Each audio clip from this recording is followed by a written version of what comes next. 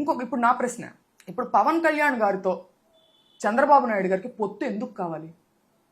దీనికి సమాధానం చెప్పే ప్రయత్నంలో కాపు అనే పదాన్ని ఉచ్చరించకుండా సమాధానం చెప్పగలరా? పార్టీ సిద్ధాంతాలు కలవడం వల్ల మీరు పొత్తు పెట్టుకున్నారా?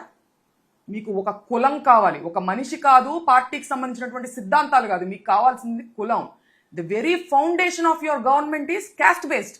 ఒక క్యాస్ట్ బేస్డ్ ఈక్వేషన్ మీద వాళ్ళు మీరు గవర్నమెంట్ ఫామ్ చేసి మీరు మటుకు క్యాస్ట్ ని ఉపయోగించుకుంటా మమ్మల్ని దూషించినప్పుడు మేము మా కాస్ట్ పట్ల అభిమానం చూపించకూడదనడం ఎంతవరకు న్యాయము?